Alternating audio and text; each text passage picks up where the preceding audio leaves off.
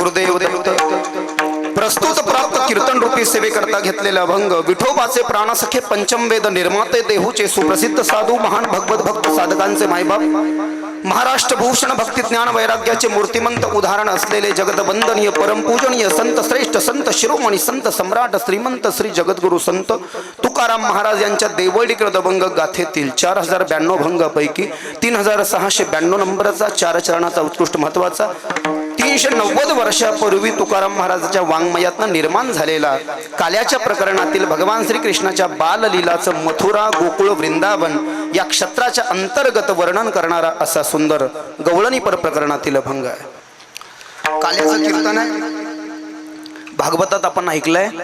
जे भागवतात ऐकलं नाही आता ते तुम्हाला मी इथे सांगतो। हिंदीमध्ये कथा होती म्हणून मराठी अभंगाचा समन्वय त्यामध्ये जास्ती करता आला नाही। काल्याच्या कीर्तनाला भगवान श्रीकृष्णाच्या रांगण्यापासून सुरुवात आहे, ज्याचं वर्णन संत नामदेव महाराजांना काकड्याच्या प्रकरणामध्ये 12 अभंगाच्या अंतर्गत अतिशय सुंदर असं केलंय संत नामदेव महाराजांनी। पान नंबर 10 अभंग नंबर 11 वारकरी भजनी मालिका नंबर 3 बंकट स्वामीची भजनी मालिका। भगवान श्रीकृष्ण रांगू लागले, रांगण्यापासून भगवान श्रीकृष्णाच्या या माखन चोरीच्या लीलेला इथे प्रारंभ आहे। गवळण पय सांगे आली कृष्णाचे मागे येणे येणे ओ नवणीत माझा बक्षीला एका हाती लोण्याचा कवळू मुख माखिले अळू। भगवान श्रीकृष्णाच्या जन्माची चर्चा सर्वांना माहिती आहे। नंदाच्या घराला मजने गोकुळाला माया उपजली तेथे ठेवी मज आणि येथे म्हणसी असे रक्ष पाळते म्या मोहिले सकळ आच्छादित रूप नामा म्हणे माझा बाप। भगवान श्रीकृष्णाच्या जन्माच्या आनंदामध्ये पूर्ण गोकुळ या ठिकाणी आनंदामध्ये नाचू लागलं होतं। गोकुळीच्या सुखा अंत पार नाही लेखा बाळ कृष्णनंदा घरी आनंदल्या नरनारी गुडिया तोरणे करती कथा गाते गाणे तुका म्हणे छंदे म्हणे मोहिने गोविंदे। 1154 अभंगाचा नंबर। भगवान श्रीकृष्णाचा जन्म झाला तर गोकुळातल्या सगळ्या बायानं गुढ्या लावल्या, तोरणं लावली, रांगोळ्या काढल्या। म्हणून मी भागवतात सांगितलं ती तशी पद्धत आहे। आणि सुंट वडे वाटू लागल्या, सरपंचीन बाईला पोरग झालं म्हणून किती आनंद आहे लक्षात घ्या। दुसऱ्याला पुत्र झाल्यानंतर लोक आनंद मानतात का? दुसऱ्याला पोरग झाल्यानंतर आजी लोक फक्त घरी जातात आणि पोराच्या हातात पैसे देतात। इथं काय कारण आहे? पूर्ण गोकुळ नाचायला लागलं। कृष्ण गोकुळी जन्मला दुष्टा चळका पसुटला होता कृष्णाचा अवतार आनंद करते घरोघर सदा नाम वाचे गाती प्रेमे आनंदे नाचते तुका म्हणे हरती दोष आनंदाने करती घोष। 3722 अभंगाचा नंबर 4 चरण तुकाराम महाराजांची बाबूराव देवळीकर अभंग गाथा। याचं कारण असं सांगितलं गेलं की नंद बाबाचं वय 60 वर्षाचं आहे, यशोदेचं वय 54 वर्षाचं आहे। नंद बाबा गोकुळ गावाचे सरपंच आहे। जगामध्ये सगळ्यात पहिली गोशाळा कोणाची असा जर का कोणी प्रश्न विचारला त्याचं यथार्थ उत्तर आहे नंद बाबा। नंद बाबा की गौशाला दुनिया में सबसे बड़ी गौशाला है माताजी। उसमें 9 लाख गाय है लेकिन कोई वारिस नहीं है, कुल का दीपक नहीं है, होने वाला नहीं था कुल का दीपक। फिर नंद बाबा के भाई जिनका नाम है उपनंद, उन्होंने लाला के जन्म से 1 वर्ष पूर्व गोकुल गांव में नंद बाबा के सगे भाई जिनका नाम उपनंद अपने यहाँ पर ब्राह्मण भोजन का कार्यक्रम आयोजित कराया। और ब्राह्मण भोज का कार्यक्रम आयोजित करा करके उपनंद को तो कई सारे पुत्र थे लेकिन बड़े भैया नंद जी को कोई पुत्र नहीं है। अपने भैया की ऐसी अवस्था देख करके उपनंद जी को बड़ा बुरा लग गया। तो उपनंद जी ने नंद बाबा को कहा कि भैया आप एक काम करो, ब्राह्मणों का आप तिलक करो, ब्राह्मणों का आशीर्वाद कभी झूठा नहीं होगा, कभी खाली नहीं जाएगा, ब्राह्मण कुछ न कुछ जरूर आशीर्वाद देंगे। तो उपनंद जी के कहे अनुसार नंद बाबा ने 1 वर्ष पूर्व, कान्हा के जन्म से 1 वर्ष पूर्व पिछले जन्माष्टमी को ब्राह्मणों का मंगल तिलक किया। तो ब्राह्मणों ने आशीर्वाद दिया कि नंद बाबा आपके घर पर अगले साल जन्माष्टमी के दिन रात में 12 बजे लाला भयेंगे। लाला? अरे लाला भयेंगे? अब तो मेरी उम्र 60 की हो चुकी है, मेरी बीवी की 54 की हो गई है, अब तो पुत्र होने से रहा, अब हो जाता तो इससे पहले ही हो जाता। 60 साल की उम्र है मेरे बीवी की 54 साल की उम्र है, कैसे होएगा? ब्राह्मणों का आशीर्वाद है, कभी झूठा नहीं जाता। जो त्रिकाल संध्या करने वाले ब्राह्मण है ना, झूठा नहीं जाएगा आशीर्वाद, विश्वास रखो। ठीक है, हो गया तो अच्छी बात है। इसका कारण क्या है? काय कारण आहे की गोकुळातल्या सगळ्या बाया माणसं नाचत होते कृष्णाचा जन्म झाल्यावर। त्याची थोडीशी पूर्व पीठिका आपण पाहतोय, रिकॅप।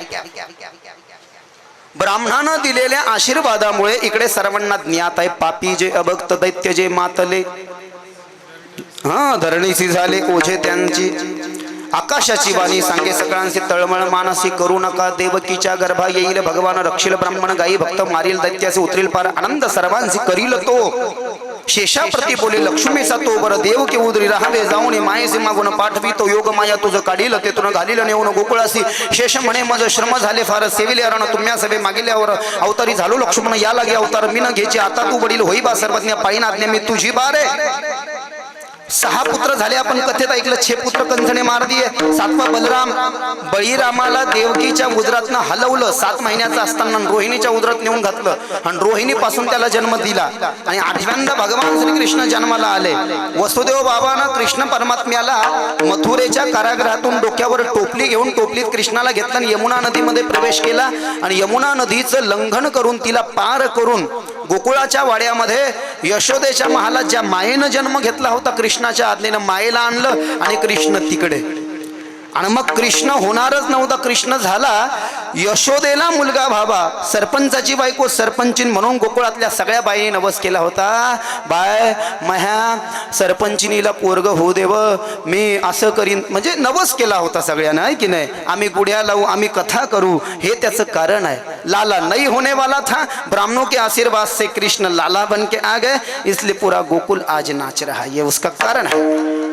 5 दिवसाचं वय भगवान श्री कृष्णाचं झालं. आपण भागवतामध्ये ते ऐकलं, नाळ गळून पडली भगवंताची आणि 2 लाख गायींचं दान दिलं. क्या कहा? 2 लाख गायींचं दान दिलं. आजकाल लोक खराब वस्तू जर का असली तर लगेच म्हणतात चला दान करू. चांगली वस्तू दान करण्याची इच्छा कोणाचीच नाही. कल भी हमने कथा में उसका चिंतन किया. खराब वस्तू असली की लोक म्हणतात दान करू. एखाद्या मृदंगाची शाही उतरलेली असली ना तर लोक म्हणते महाराज घेऊन जातो मला, कशाला, त्याला खर्च आहे ना भाऊ. चांगलं देतात का लोक? नवीन द्या बरं घेऊन, नवीन चांगला जसा लागतो तसा. दान घेणाऱ्याला पूर्ण समाधान तेव्हा आहे, सॅटिस्फॅक्शन तेव्हा आहे जेव्हा मनातली इच्छा दिली. जायसवाल परिवार कमी नहीं है, आपने बहुत दान दिया, मैं आपकी बात नहीं कर रहा हूं, मैं तो ये जेन्युइन बात कर रहा हूं, यूनिवर्सल. चांगली गोष्ट दान देण्याची इच्छा नाही आहे. नंद बाबाकडे 9 लाख गायी आहे, तर नंद बाबानं 2 लाख चांगल्या गायी दान दिल्या. ज्या गायी दुभत्या होत्या, दूध देणाऱ्या होत्या, दूध देणाऱ्या गायी ब्राह्मणांना दान दिल्या. 7 लाख गायी आहेत, त्याच्यात काही दूध देणाऱ्या आणि काही दूध न देणाऱ्या आहे. आजही तुम्ही जर का गोकुळात नंद बाबाच्या वाड्यात गेलात ना, तुम्ही या तिथे, मी आहे तिथे वृंदावनला, अटल्ला चुंगे गीता अविनाशी आश्रम. वृंदावनला आले की पहिलेच आमचा आश्रम लागतो, अटल्ला चुंगे गीता अविनाशी आश्रम. तिथून आपण गोकुळाला गेलो ना तर नंद बाबाच्या वाड्यात आजही 2000 गायी आहे. 5500 वर्षापूर्वी 9 लाख गायी असायच्या. 2 लाख गायींचं दान दिलं. त्याचं कारण काय मी सांगू? जुन्या काळातल्या साधू संत जे होते ना, ते फक्त दुधावरती जगायचे, दुधावरती. म्हणून तर भागवतामध्ये ज्या दधीची ऋषींची कथा आली आहे, त्यांच्या अस्त्या म्हणजे स्केलेटन, त्यांच्या हड्ड्या गायीचं दूध पिऊन पक्क्या झाल्या होत्या आणि त्या हड्ड्यांनी वज्र नावाचं शस्त्र बनवून त्यांनी वृत्रासुराला मारलं होतं. इसलिए गाय का दूध परमावश्यक है. समझ लेना, इस संसार में जो सबसे ज्यादा विद्वान आहे ना, आपण म्हणतो ना बा, म्हणत नाही का आपण, लईच अभ्यास आहे त्या महाराजाचा, लईच विद्वान आहे, तो फारच मोठा गायक आहे. तर त्यांची जी चेतना आहे, जी स्मृती का चालते, त्यांच्या जीवनामध्ये गायीचं दूध आहे. गायीचं दूध जे लोक पितात म्हटले, त्यांचं कल्याण निश्चित आहे. पण दुर्दैवानं मला सांगावं वाटतंय की या ठिकाणी आपले सनातन धर्माचे लोक या ठिकाणी गायीची हत्या होऊ देत आहेत. एक गाय गावातली जर का कसाई खाण्यामध्ये गेली तर सगळं गाव नरकाचा अधिकारी आहे. तुम्ही म्हणाला आम्ही काय करू महाराज, त्याला आम्ही काय करू? तुमच्या गावातनं गाय कसाईकडे जाता कामा नये याची दक्षता आपण घेतली पाहिजे. आणि एखादा पाठवत असेल ना, त्याला चोप दिला पाहिजे. गारज नावाचं गाव आहे शूर बंगल्याकडे, तिकडे आमचे कार्यक्रम जास्ती असतात, आपण ऐकलं असेल. त्या गारज नावाच्या गावाकडे गायीची तस्करी होत होती, गायीच्या मांसाची तस्करी होत होते. मानलं पाहिजे माझ्या तरुण मुलांना जे सनातन हिंदू धर्माचं रक्षण करतायत, त्यांनी त्या गौ मांसाला आग लावून टाकली, जेलमध्ये गेले, फटके खाल्ले, परंतु त्यांनी एकतर पाप झालं होतं, पण पूर्ण पाप होण्यापासून त्यांनी वाचवलं. गायीचं मांस घेऊन चालले होते, बहुत बडा दोष आहे. गायीच्या अंगावरती जितके केस आहेत ना, तितक्या करोडो वर्षापर्यंत नरकामध्ये राहावं लागेल असं सांगितलंय. गायीच्या उजव्या डोळ्यामध्ये सूर्य आहे, गायीच्या डाव्या डोळ्यामध्ये चंद्र आहे, गायीच्या उजव्या कानामध्ये अश्विनी आहे, गायीच्या डाव्या कानामध्ये कुमार आहे, गायीच्या जिभेमध्ये भगवान शंकराची पत्नी पार्वती आहे, गाईच्या गळ्याखालची जी पोळी आहे तिथे कंबल नावाचे नाग आहे. गाईच्या जघन कटी भागामध्ये या ठिकाणी यक्ष आहेत. गाईच्या खुराणामध्ये गंधर्व आहे. गंधर्व स्वर्गामध्ये जे गायन करतात. गाईच्या गुडघ्यामध्ये अप्सरा आहे, स्वर्गामध्ये नृत्य करणार आहे. लक्ष्मी पैसा गाईच्या शेणामध्ये आहे आणि सरस्वती जी आहे ती गाईच्या गोमूत्रामध्ये आहे आणि भगवान श्रीकृष्ण गाईच्या हृदयामध्ये आहे. अशी 33 कोटी देवांना व्याप्त ती गाय असल्या कारणानं तिला सर्व देवमयी गौ असं म्हटलं गेलेलं आहे. ही गाय कोण आहे माहिती आहे का? भगवान श्रीकृष्णानं जगत कल्याणाकरता हिचं निर्माण केलं. देवी भागवतामध्ये वर्णन आलं. भगवान श्रीकृष्ण राधा रानी गौलोक धाम में रहते हैं. भगवान श्री कृष्ण को लगा कि एक दिन दूध पीना चाहिए, दूध से बेहतर पदार्थ दुनिया में कोई हो नहीं सकता भाभी जी. तब दूध दुनिया में नहीं था, दूध नाम का कंसेप्ट ही नहीं था, लेकिन भगवान कृष्ण ने चाहा कि दूध पीना चाहिए. तो दूध कहां से लाए? तो सामने एक सुरभि नाम की गोपी दिखाई दी भगवान को. राधा रानी के गैर हाजिरी में भगवान श्री कृष्ण उस सुरभि नाम की गोपी का पीछा करने लगे. वो सुरभि नाम की गोपी घबरा गई. क्यों? क्योंकि राधा रानी को पसंद नहीं आता था कि ठाकुर जी के साथ में दूसरा कोई और बैठे. यदि बैठ गया तो राधा रानी श्राप दे देती थी. वो घबरा गई कि राधा रानी मुझे कहीं श्राप न दे दे. तो राधा रानी के गैर हाजिर में ठाकुर कृष्ण उस सुरभि नाम की गोपी के पीछे भागने लगे ना. तो भागते भागते सुरभि नाम की गोपी घबरा गई और मारे घबराहट के उसने सुंदर गौ माता का रूप धर लिया. सबसे पहले दुनिया में देवी भागवत ने लिखा इस बात को. सुरभि नाम का रूप धर लिया और जब वो गाय बन गई तो भगवान श्री कृष्ण ने उसको दूहा, उसका दूध निकाला और उसका दूध पी करके भगवान जब तृप्त हुए तो भगवान ने कहा आज से तेरा नाम सुरभि होगा और तुझसे ही दुनिया में गौ वंश बढ़ेगा, तुझसे ही देसी नस्ल की गाय उत्पन्न होगी. पूरे गायों की यदि हम चर्चा करें तो बहुत बड़ा कंसेप्ट है, बहुत बड़ा स्टैटिस्टिक है. उसमें 47 प्रकार की देसी नस्ल की गाय हमारे भारत देश में पाई जाती है. 47 प्रकारच्या गावरान गायी आहे. सांगा बरं एखादीचं नाव. 47 प्रकारच्या गावरान गायी आहे. टक्केवारीची का असं ना म्हटले पाळा. और कहा असली सनातन धर्म का व्यक्ति वो है जो दूध देने वाली गाय नहीं, जो दूध न देने वाली गाय पाले. आता तुम्ही गाय मला देताय दान, हरकत नाही, पण सगळ्यांनी गाय दान देऊन कसं चालेल? कॅशही दिली पाहिजे ना. कारण नुसत्याच गायी दान घेतल्या तर शेड कोण बनवेल? ये भी सोचना चाहिए. राजा हरिश्चंद्रानं दान केलं होतं. कोणाला? विश्वामित्राला. स्वप्नामध्ये सगळं राज्य दान केलं होतं अंगावरचे कपडे सोडून. आता सगळं राज्य दान केलं तर दान देण्याची प्रक्रिया अशी सांगितली संतोष महाराज की दान दिल्यानंतर बिना दक्षिणेचं दान नाही दिल्या गेलं पाहिजे. ₹1.25 का होईना त्या कपड्यावर किंवा त्या धान्यावर दिला गेला पाहिजे. हे महाराष्ट्रात माहिती नाहीये. बिना दक्षिणा का दान सफल नहीं होता भाभी जी, बुआ जी, बिल्कुल सफल नहीं होता है. आप दे इसलिए मैं नहीं कह रहा हूं, आप साक्षी हैं देवी भागवत में. ये राजा हरिश्चंद्र की कथा साक्षी है. भगवान कई सारी कथाएं आप देख लो, ये साक्षी है. राजा हरिश्चंद्र दक्षिणा नहीं दे सके. 2.5 भार सोनं द्यायचं होतं, देऊ नाही शकले. डोंबा घरी पाणी भरावं लागलं राजा हरिश्चंद्राला. तारा राणी आणि रोहित विश्वामित्राचे चाकर झाले. तारा राणी आश्रमात असताना रोहित जंगलात गेला, सर्प त्याला चावला, तो मरण पावला. तारा राणी रडायला लागली. रडता रडता रडता पोराचे अंतिम संस्कार करायचे. अंतिम संस्कार करायलाही खर्च आहे भाऊ. दुसऱ्यानं जरी केलं नंतर द्यावं लागतो ना. अंतिम संस्कार करायलाही खर्च आहे. अंतिम संस्कार करणाराचा कॉन्ट्रॅक्ट त्या राजा हरिश्चंद्राकडे होता. सर्वांना माहिती आहे. तो म्हटलं पैसे नाही आहे. बरं पैसे नाही, कमीत कमी चालतील म्हटले, पण माझी ड्युटी तांदूळ आहे. मला तांदूळ नाही दिले तर चालतील, पण मालकाला तर पैसे द्यावंच लागतील. मी कशावरनं बोलतोय? हे दानावरनं बोलतोय.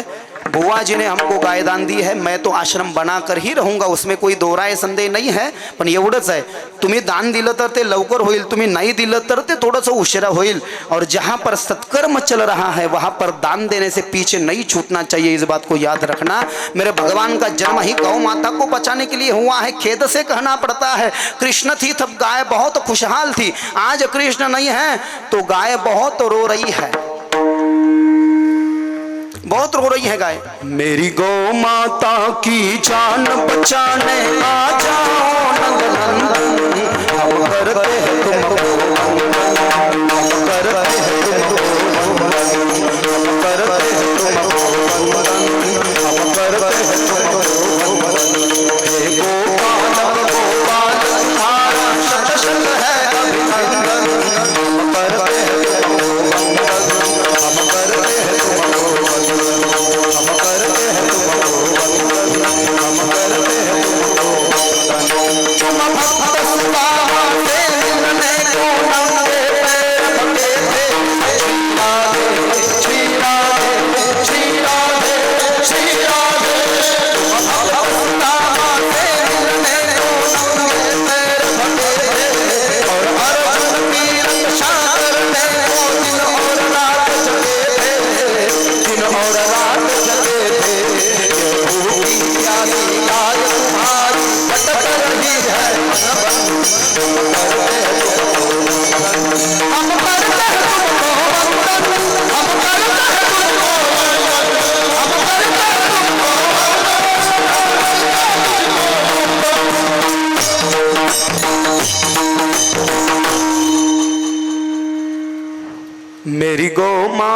की जान बचाने। अब ले लो तुम अवतार कृष्ण जी तो ही बचेंगी गैया। श्री राधे श्री राधे श्री राधे श्री राधे। छत्रपती शिवाजी महाराजापर्यंत गायी संरक्षित होते, छत्रपती शिवाजी महाराजापर्यंत गायी संरक्षित होते। आता मला एक गोष्ट सांगा, हे बघा मी पण काही फार मोठा महात्मा नाही, पण हे बघा संतोष महाराज, एक तर तुम्हाला करावं लागेल, नाही तर मग कोणाला तरी करावं लागेल ना. कोणी नाही केलं तर मग कसं व्हायचं आपल्या, मग कोणाला तरी करावंच लागेल ना. लोक नुसतं म्हणतात की वृंदावनामध्ये 500 कोटीचे आश्रम झाले, आपल्याला कोणी रोखलंय का? आपणही करावं. आपल्याला कोणी रोखलंय का? आपले हात धरले का? पण ते आश्रम म्हणजे निव्वळ करमणुकीचं साधन किंवा व्यवसायाचं साधन आहे असं म्हणून नाही. वृंदावनामध्ये जरी लोक म्हणत असतील की 500 कोटीचे आश्रम आहे, पण जाऊन पहा वृंदावनामध्ये, आपल्याला शरम वाटेल अशी अद्भुत सेवा. तुम्ही कोणत्याही आश्रमामध्ये जा, कोणत्याही आश्रमामध्ये जा, तुम्हाला राहायची व्यवस्था फ्री होईल. जे खरोखर सेवा करतात ते, बरं का, बाकीच्यांचं मी सांगू शकत नाही. कोणत्याही आश्रमामध्ये जा, तुमची राहायची व्यवस्था फ्री होईल, जेवायची व्यवस्था फ्री होईल. तुम्ही कौशिक महाराजांच्या आश्रमामध्ये जा, अनिरुद्धाचार्यांच्या आश्रमामध्ये जा. खेदाची गोष्ट है 3-3 हजार माताएं वहां पर हो गई, वेटिंग लिस्ट लग गई भाभी. एक बेशरम तो ऐसा गया वहां पर, बहुत बड़ा बेशरम था, टीवी पे लाइव कथा चल रही थी. बोले महाराज जी मैं मेरी माँ को छोड़ने के लिए लाया हूँ. क्यों छोड़ने के लिए लाया है? बीबी की तबीयत खराब रहती है, बीबी की माँ की बनती नहीं, तो बीबी को छोड़ दे. बोले यहाँ पे नहीं, बीबी को नहीं छोड़ सकता. बोले माँ को ही छोड़ने को लाया हूँ. शर्म नहीं आती तुझे?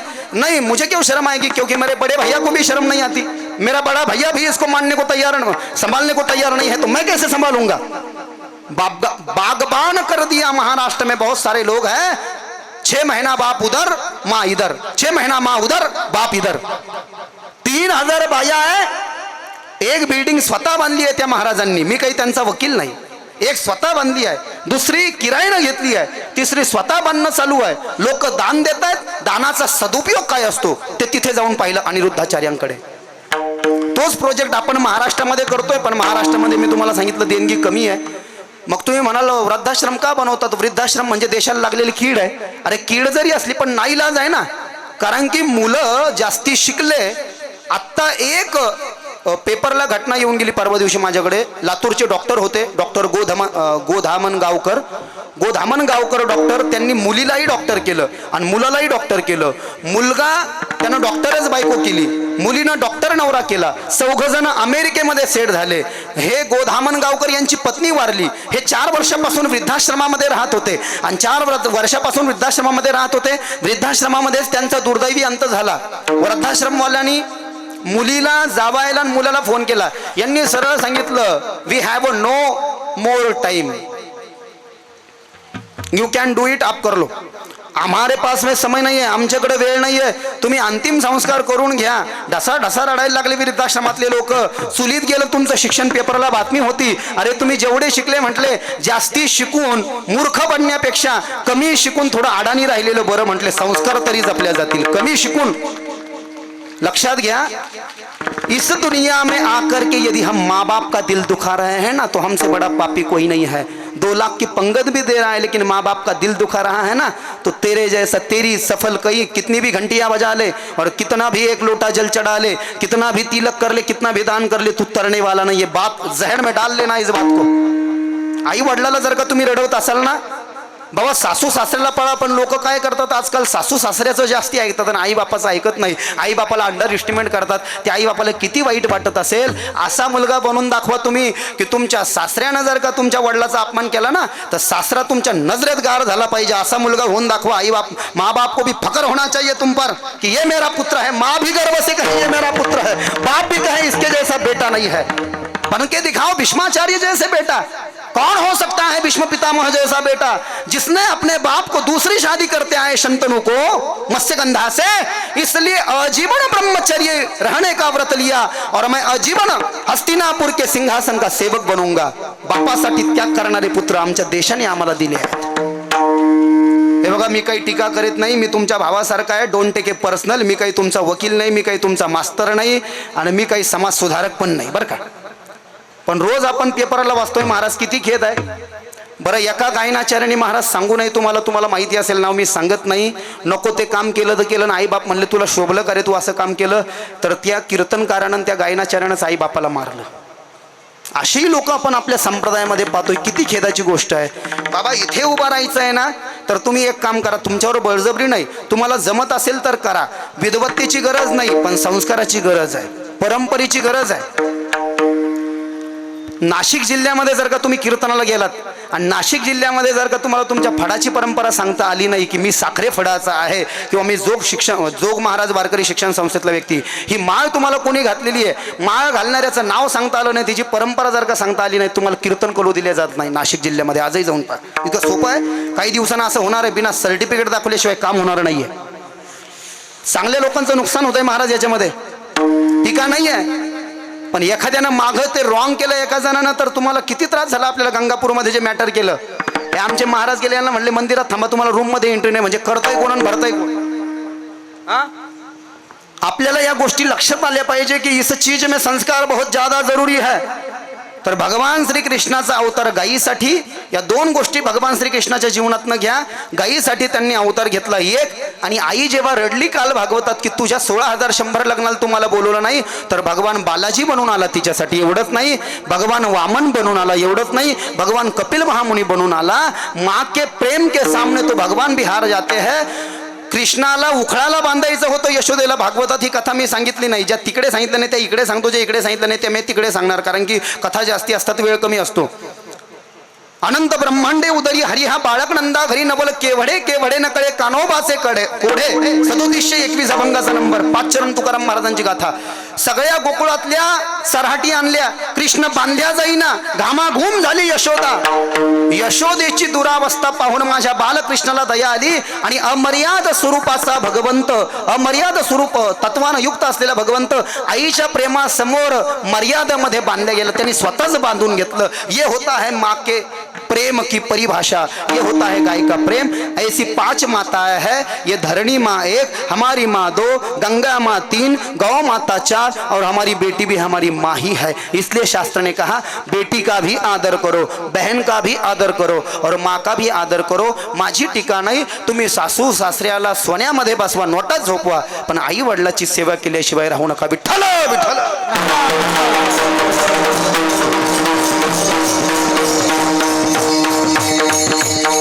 गायींचं दान दिलं, पुतनेचा वध केला भगवंतानं, तिचा उद्धार, तृणावर्त शक्तासुर मारला, महाबळ मारला. भगवंताचं नामकरण संस्कार सोहळा करण्यात आला. 1.5 वर्षाचं वय झालं, 2 वर्षाचं वय झालं आणि 2.5 वर्षाचं वय झालं भगवंताचं. भगवंतानं एक मंडळ बनवलं, माखर चोर मंडळ. जिनकी उम्र है 2.5 साल की, बलराम जी की 3 साल की उम्र है.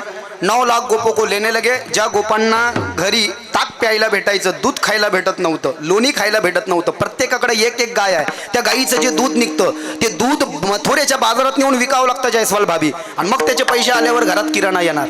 त्यांना ताकच प्यायला भेटायचं. कृष्णाकडे 9 लाख गायी आहे. विचार करा ना, 9 लाख गायीतनं 2 लाख गायी दान दिल्या. काय चोरी करायची गरज आहे? खाली 7 लाख उरल्या नाही. 9 लाख गोपाळांचं पोट भरण्याकरता भगवान श्रीकृष्णानं माखन चोर मंडळाची स्थापना केली. 101 घरामध्ये भगवान घुसायचे आणि दह्या दुधाचे जे माठ शिंक्यामध्ये अडकवलेले असायचे ते काढायचे, त्याच्यातलं दही दूध गोपांना खाऊ घालायचे, माठ फोडून टाकायचे किंवा माठ पालथे घालायचे. पालथे भगवान श्रीकृष्णाला सवय होती. गोकुळामध्ये हे शब्द लिहिले गेले, गोकुळात किंवा मथुरेत. ज्या माठात दही आहे त्याला दह्यानी म्हटलंय, ज्याच्यामध्ये ताक आहे त्याला ताकानी म्हटलंय, आणि ज्याच्यामध्ये दूध आहे त्याला दुधानी म्हटलंय.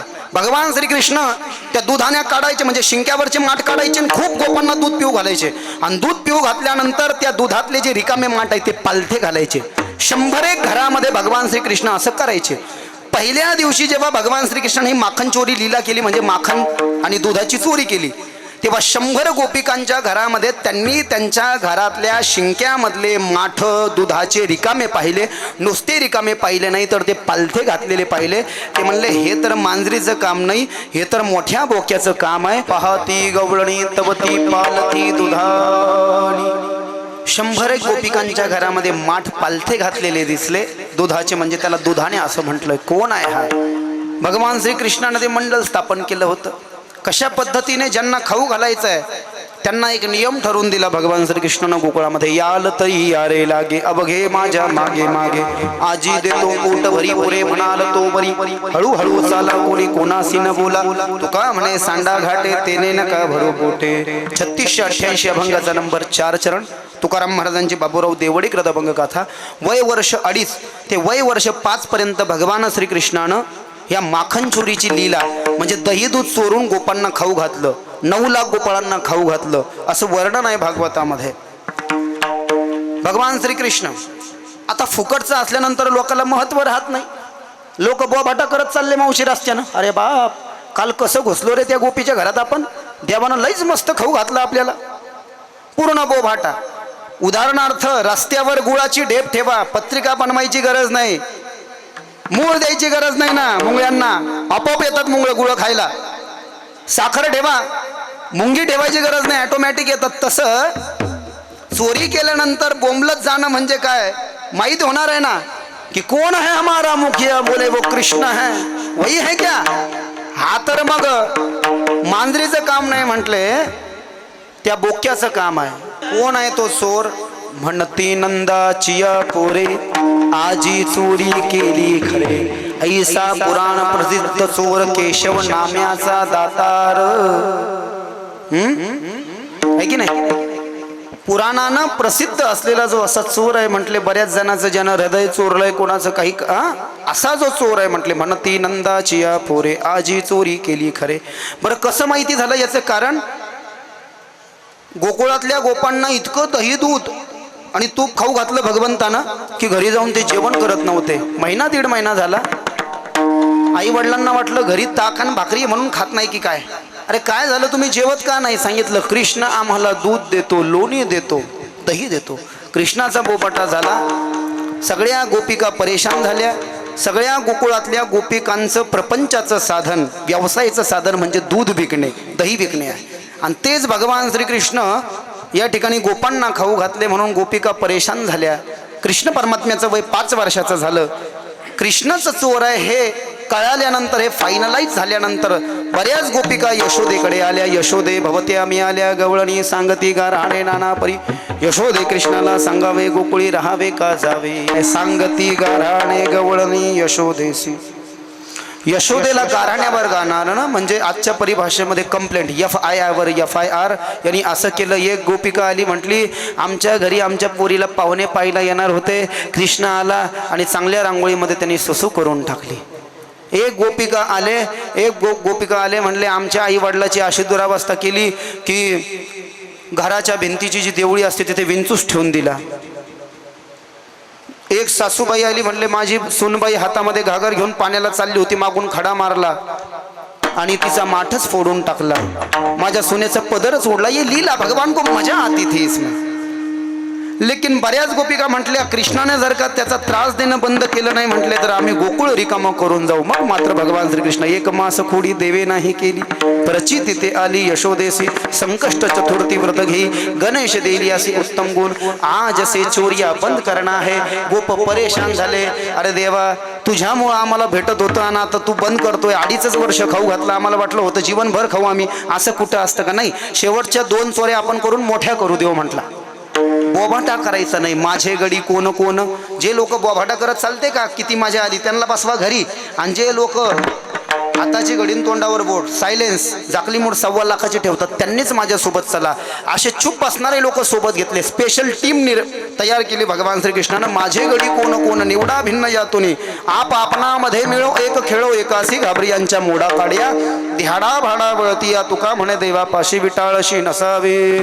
3736 भंगाचा नंबर. गेले शेवटची चोरी करायला, आणि चोरी करायला गेल्यानंतर जेव्हा आतमध्ये प्रवेश केला भगवंताला काही कुलूप तोडावं लागत नव्हतं मावल्यावर बरं का. जुन्या काळामध्ये आपण घरात प्रवेश करायचो ना वाड्यातून, तर वाड्यात प्रवेश केल्यानंतर चौक नसायचा का, चौक, तर चौकाला उतरायला जी जागा असायची धार, त्याच्यातून भगवान श्रीकृष्ण घेऊन जायचा. करो आगमन तो चलो अंदर, करो आगमन तो चलो बाहेर. सगळ्याला दही दूध खाऊ घातलं. आणि एक म्हातारी होती बुवा, ती कणखर होती जरा, ती म्हणली तू कसा येतो मी पाहते तुझ्याकडं, तू पुरा गोकुळाचं खाल्लं असेल पण मग खाऊन तर दाखव. तिनं सुनेला दिलं घरी पाठवून, आणि ती एकटीच बसली कृष्णाला धरायला. एक खोडी सांगणं अभिप्रेत आहे, त्याला काल्याचं कीर्तन आहे ना. सगळ्या गोपांना घरी पाठवलं आणि कृष्ण एकटाच गेला आणि बाहेर आला तोंड भरून. थांब रे, थांब थांब थांब थांब चोरा. नाक लावून बोलत होती तो ही माय. बाळ सगुण गुन्हाचे तान्हे गे बाळ दिसते गोजीरवाने काय सांगता घराणे गे गोकुळच्या नारी 5 वर्षाचे माझे बाळ माझा कृष्ण फडे करीत नाही आणि तू चोऱ्या करतो चल चल तो ह्या आईकडं घेऊनच जाते तुला तो ह्या माईकडं हे पाय त्या म्हातारीला कृष्ण म्हणला हे पाय बाई शांताबाई पूर्ण गोकुळाचं खाल्लं मी तुझं खाल्लं तर काय बिघडलं मला जर का दिलं तर मी 10 पट देईन लोक म्हणतात देवाला 1 पट दिलं का देव 10 पट देतो पुऱ्या गोकुळाचंच खाल्लं तुझं काय खाल्लं सोडून दे मला जर का सोडून दिलं तर तुला 10 पट देईन आणि मला जर का तू नाही दिलं तर तोंडावर पडित असतो मी असाधारण व्यक्तिमत्व है कृष्ण आकाशात पतितं तोयम यथा गच्छति सागरम सर्वदेव नमस्काराः केशवम प्रति गच्छति प्रमादात कुर्वता कर्म प्रचवेतात भरेषु यत स्मरणादेव तद विष्णु संपूर्णं साध्यते श्रुती अशा अद्भुत लीला असाधारण क्रिया तोच करू शकतो त्याविना हे ना न्यायशास्त्राचं आणि वेदांत शास्त्राचं क्लिष्ट प्रक्रियेचं दर्शन तुकाराम महाराज अभंगाच्या 3ऱ्या चरणात करवलं 101 घरामध्ये कुलूप न तोडता 9 लाख गोपाळांना आतमध्ये नेऊन दही दूध खाऊन बाहेर आणणे त्याविना हे नासी त्याच्याशिवाय कोणी करू शकत नाही नोहे स्वतः कृष्ण असताना त्या गोपिकाचा नवरा बनणं आणि नवऱ्याचा पुन्हा कृष्ण बनणं त्याच्याशिवाय हे कोणी करू शकत नाही त्याविना हे नासी नभे दुसरिया अयसी कृष्णम ब्रह्मम कृष्णस्तू भगवान स्वयं तो स्वतः भगवंत असल्या कारणानं आपल्याला जरी तो साधारण बाल वाटत असला गोपाल वाटत असला तुकाराम महाराज म्हणतात हे भाव मला याच्या करता माहिती आहे जे जे झाले अवतार तुका त्यांचे बरोबर आम्ही हरीचे सवंगडे जुने ठाईचे वेडे बागडे तुकोबराय गत अभंगाच्या द्वारे सांगतायत हा जो अभंग नोहे सगळा गाथा तुकाराम महाराजांनी व्यक्त भावातूनच लिहिलाय पण हा अभंग तुकाराम महाराजांच्या जास्ती जवळचा आहे या अभंगामध्ये तुकाराम महाराजांना जे जे दृष्टीला दिसलं तेच लिहिलं तुकाराम महाराज म्हणतात या अभंगामध्ये मी 4ही चरणाचं रूपक करून त्याच्यामध्ये व्यक्त भाव लिहिले 5122 वर्षापूर्वी की भगवान श्रीकृष्णाच्या चोऱ्यामुळे गोकुळ परेशान झालं तिनं संकट चतुर्थीचं व्रत केलं गणपती बाप्पाला कृष्ण परमात्म्यानं खाऊन टाकलं मोदक खाऊन टाकले लाडू खाऊन टाकले खूप लीला केल्या खूप परेशान केलं 5 वर्षाचं वय भगवंताचं झालं आम्ही म्हटलो अरे देवा असं नको करू रे आम्ही तुझ्या जन्माच्या आधी ताकस पित होतो रे आता कसं बसं आम्हाला दूध भेटलं तू आता नाही म्हणतोय तर असं कसं होईल तर भगवंतानं शेवटची चोरी करायचं ठरवलं आणि ती शेवटची चोरी मोठी केली आणि त्या शेवटच्या मोठ्या चोरीमध्ये आम्हाला खूप दूध खाऊ घातलं खूप दही खूप लोणी आणि ते दही दूध तूप लोणी जेव्हा आम्ही खात होतो ज्या गोपिकाच्या घरामध्ये होतो तिनं खटकन दिशे दरवाजा उघडला तिनं जसा दरवाजा उघडला तर तिच्या दरवाजाच्या कडीचा आवाज ऐकून आम्ही सगळे पळालो आता पळालो तर अर्धवट आमच्या तोंडाला ते दही दूध तूप लोणी लागलेलं होतं आम्ही ते पुसलो नाही न पुसताच घरी गेलो तर माझ्या आईनं माझा कान पकडला आणि सांग मेले कोणाच्या घरी गेला होता तोंड काळं करायला कोणाच्या घरी जाऊन दही दुधाची चोरी करून आलो तर माझी आई मला मेल्या गेल्या म्हटले माझ्या आईनं मला हे अलक्षणीय शब्द तुकया मेला त्याने अगुणा अनिला म्हणती नंदाचिया पुरे आजी चोरी केली खरे विठोबा रखुमाई भजन होईल सर्वांनी हात असे करायचे एक स्वर एक ताल एका लयामध्ये सांप्रदायिक भजन होईल हरे विठोबा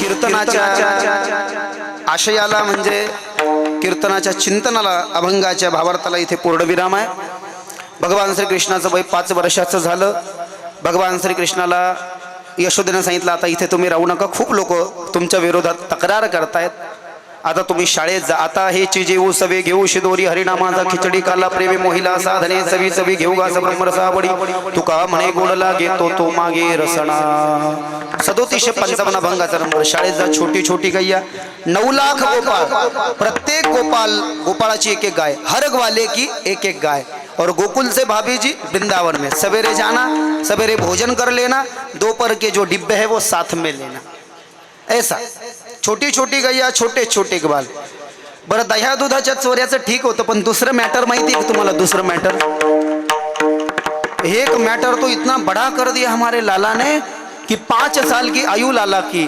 और वृंदावन में एक 16 साल की गोपी रहती थी भगवान दिलो जान से उसे चाहते थे जिसका नाम था राधा रानी उसकी शादी हो चुकी थी उसके सास ससुर और पति जाते थे खेत में तो ठाकुर जी उसके घर पे जाते थे और 5 साल के हैं तो ठाकुर जी को अच्छा नहीं लगता था 20 साल के बन जाते थे उससे बड़ा दीवारों को भी कान थे कहा मुखिया का पुत्र मुखिया जी का बेटा राधा रानी के घर पे जाकर के पड़ा होता है। यशोदा घबरा गई, बच्चा तो कॉलेज में नहीं गया और अभी से ऐसी हरकतें करता है, अब तो इसको यहाँ पर रखना ठीक नहीं है। कहा क्यों जाता है?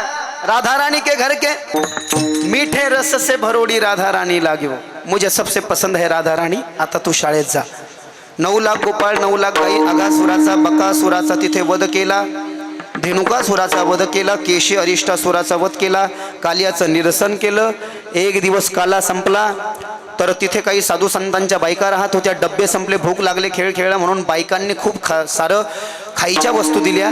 खायच्या वस्तू खूप साऱ्या खायच्या वस्तू एकत्रित केल्या जातात, त्याला वारकरी परिभाषेमध्ये सांप्रदायिक परिभाषेमध्ये मांदियाळी किंवा काला म्हणतात। तो काला देवानं केला। आजी ओस अमरावती काला पहावया येती, विसरती देह भाव आपुला न समाय मेदिनी। 3734 काल्याची आसे देवजळी झाले मासे।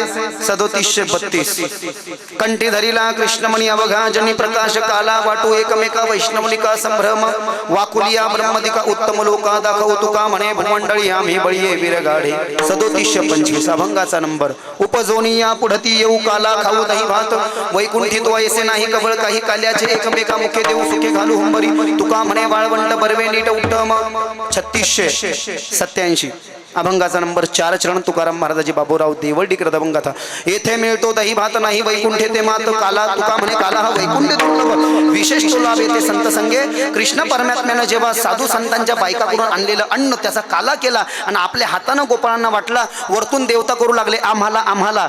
तुकाराम महाराजांनी लिहिलंय 3725 मध्ये, खालचे गोपाळ त्यांना वाकडं दाखवू लागले, तुम्हाला नाही काला, वाकुली ब्रह्मदिका उत्तम लोक दाखव, पहिले इथं या, वारकरी बना, आळंदीला जा, चप्पी करा, चमनगोटा करा, नवरत्न तेल लावा, इंद्रायणी तांघोळ करा, भिक्षा मागा, तवा येईन भाऊ। नुसतं घरी कीर्तनकार झाल्यावर नाही येत, तिथं जाऊनच यावं लागतं, ते निश्चित आहे। तुम्हाला कसं काय काला भेटल? तुका म्हणे भूमंडळी आम्ही बळीये वीरगाढे, आम्ही बळीये वीरगाढे, तुम्हाला नाही काला। देव दुर्लभ असा काला। It's an great fortune today we are gathered for here. तुमचं आमचं हे नशीब आहे की तुम्हाला आम्हाला काला भेटतोय भाऊ, तो देवांना सुद्धा दिला नाही। ईश्वर